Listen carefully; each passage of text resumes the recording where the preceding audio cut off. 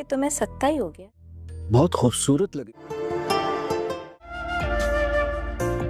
अस्सलाम वालेकुम नाजरीन, ड्रामा सीरियल शराकत की आने वाली एपिसोड में आप देखेंगे कि शफक की जिंदगी बर्बाद करने के लिए माहम अब अकेली नहीं है, बल्कि राशिद भी शफक की जिंदगी में जहर घोलने के लिए माहम का पूरा पूरा साथ देगा। माहम चौंक जाती है जब इसके फोन की बेल बजती है। फोन अटेंड करने पर इसे पता चलता है कि राशिद बात कर रहा है।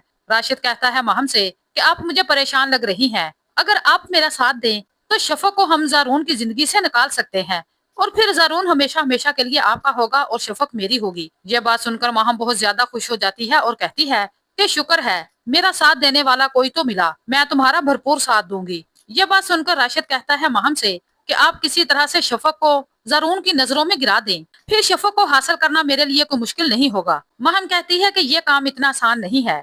अरे मैंने बहुत कोशिश करके देख ली, ज़ारून उसे अपनी जिंदगी से निकालने के लिए तैयार नहीं है। हाँ, अगर तुम चाहो तो ये हो सकता है, मैं किसी न किसी तरह से शफक को लेकर आऊंगी और तुम इससे बात करना। इसी दौरान मैं तुम्हारी और शफक की वीडियो बना लूंगी। अरे जब ज़ारून वो वीडियो देखेगा तो मुझे पूरा यकीन है कि शफक से बदजन हो जाएगा और शफक को घर से निकालने की शुरुआत हमारी यहीं से होनी चाहिए। यह बात सुनकर राशिद कहता है कि ठीक है। तो राशिद कहता है कि ठीक है, आप जैसा कहेंगी मैं वैसा ही करूंगा। दूसरी तरफ आप ये भी देखेंगे शफक अपने कमरे में सो रही होती है तो माहम दबे पांव जाती है और इसका बेटा उठाकर अपने कमरे में ले आती है। शफक की जब आंख खुलती है तो वो बहुत ज्यादा परेशान हो जाती है और अपने कमरे से दौड़ती है तो आगे अजरा खड़ी होती है। शफक घबराहट में कहती है कि फुफ्फो आपने जैन को देखा है? जैन कमरे में मौजूद नहीं है। जब दोनों भागती हैं माहम के कमरे की तरफ, देखती हैं कि जैन के साथ बातें कर रही होती है माहम कि तुम मेरे बेटे हो, मैं तुम्हें शफक के करीब नहीं जाने दूंगी, तुम बहुत जल्दी मेरे आदी हो जाओगे, मैं ही तुम्हारी असल माँ हूँ, शफक का तो साया भी तुम पर नहीं पड़ने दूंगी।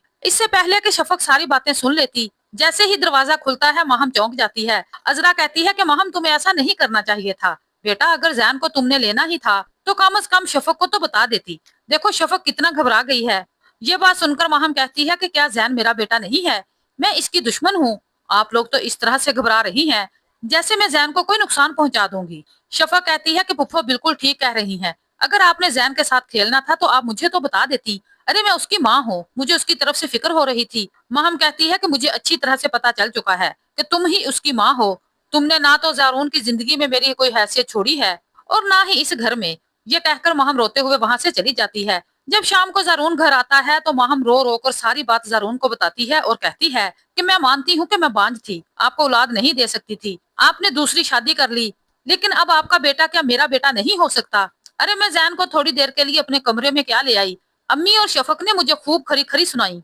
मुझे अच्छी तरह से मालूम हो चुका है कि आपकी जिंदगी में और इस घर में मेरी कोई भी जगह नहीं है। ज़ारून कहता है कि तुम्हें परेशान होने की जरूरत नहीं है, मैं बात करूंगा शफक से, उसे ऐसा नहीं करना चाहिए था। माहम अपनी चकनी चुपड़ी बातों में